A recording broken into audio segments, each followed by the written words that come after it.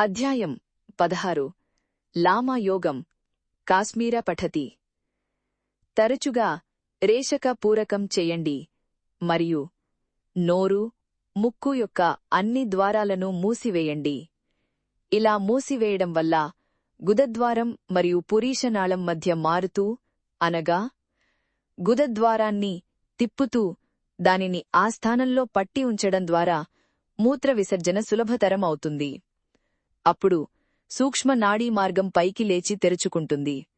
శ్వాస ఆగిపోవడం వల్ల ఇంతకు ముందు క్రిందికి వేలాడుతున్న నాడీ గ్రంథి ఫలకాలు పైకి తిరుగుతాయి. అప్పుడు ఈ దివ్యమైన ఆసనాన్ని చేయండి. నాలుకను అంగిలు వరకు పైకి ఎత్తండి, కాని నాలుకతో పక్కనున్న పళ్లను తాకవద్దు. పై మరియు క్రింది పెదవులు, పై మరియు క్రింది దంతాల వరుసలు ఒకటే. కళ్ళు పైకి క్రిందికి చూడకుండా మధ్య దృష్టిపై కేంద్రీకరించండి. శరీరం నిటారుగా ఉంటుంది. ఇతర యోగ పద్ధతులలో ఈ కుడాస్థాన ప్రకృతిని అశ్విని ముద్ర అని అంటారు. పైన 7వ అధ్యాయం 3వ పేరాలో దీనిని పద్మాసనంలో చేస్తారని చెప్పబడింది. ఇది పటం 8లో చూపిన వాగస్ నాడులు 54 మరియు నాడి 54లను ఉత్తేజపరచడం ద్వారా మూలాధారం పటం 8 నుండి నేరుగా పురీషనాళం యొక్క పారాసింపథెటిక్ గ్యాంగ్లియా 54 మరియు వాగస్ నాడులు 54లను ఉత్తేజపరుస్తుంది. పైకి తిరిగిన నాడీ క్రాంతి మరియు నాడి 54లను నాడి 54 మరియు కడుపు మరియు ఛాతీలో ఏర్పడిన నాడి 54 అని అంటారు. అనగా పటం 8లో 12 నుండి 18 నాడి 54 నాలుక, అంగిలి, పెదవులు మరియు దంతాల ప్రకృతిని పురీషనాళం యొక్క పారాసింపథెటిక్ గ్యాంగ్లియా 54 అని మరియు శరీరం యొక్క పైభాగాలలో ఏర్పడిన వాగస్ నాడులు 54 అని మరియు శరీరం యొక్క క్రింది భాగాలలో ఏర్పడే నాడి 54ను నాడి 54 అని మరియు శరీరం యొక్క పైభాగాలలో ఏర్పడే నాడి 54ను నాడి 54 అని పిలుస్తారు.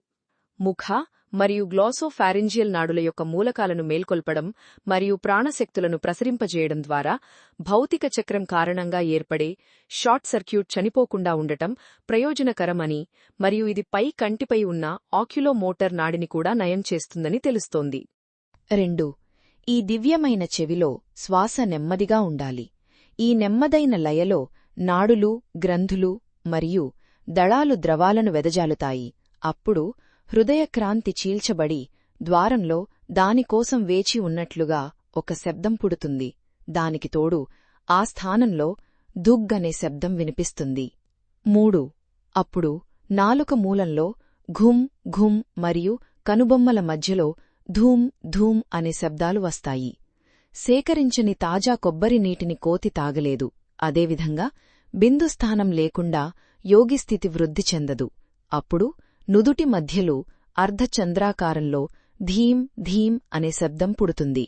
అప్పుడు రోదిని ఛేదించబడి సిం సిం అని, నాదం ఛేదించబడి వేణునాదం అని మరియు బ్రహ్మరంధ్రం ఛేదించబడి షుం షుం అని గానం చేస్తుంది. ఒక చీమ పాకుతున్నట్లుగా భావన కలుగుతుంది. ఈ స్థాయి వరకు కూడా జీవి యొక్క హద్దు ఇంతే. పైన పరమేశ్వరుడైన శివుడు ఉన్నాడు. సవచండ తంత్రం శ్రీక్షేమరాజ వ్యాజ్ఞాంగ్ 6వ అధ్యాయంలో కనిపించే మూలాలలో ఈ క్రింది 4 విషయాలు ఈ కాశ్మీరీ పట్టాఠీలో వ్యాఖ్యానించబడ్డాయి. పైన పేర్కొన్న ప్రదేశాలు పరమేశ్వరుడైన శివుని ఏకత్వం వంటివి మరియు పైన పేర్కొన్న 7 శబ్దాలు ఇప్పటివరకు ఏ యోగ పుస్తకంలోనూ వెల్లడికాని రహస్యాలు. 4. బ్లావట్స్కీ చెప్పిన కైలాస పద్ధతి. సంగీతనిచ్చెన ఎక్కే ముందు ఆ రథం యొక్క స్వరాన్ని 7 విధాలుగా వినాలి. మధుర దేవాలయం యొక్క శబ్దం, సాయంకాలం మోగే వెండిగంట, సముద్రపు ముత్యం మరియు గవ్వ శబ్దం, వీణ శబ్దం, శుక్రుని శబ్దం, పియర్ శబ్దం మరియు మేఘం శబ్దం. ఈ 7 మొదట పేర్కొన్న శబ్దాలు అదృశ్యమవుతాయి. 5. సెయింట్ థెరిసా క్రైస్తవ యతీశ్వరిగా కూడా ప్రసిద్ధి చెందింది.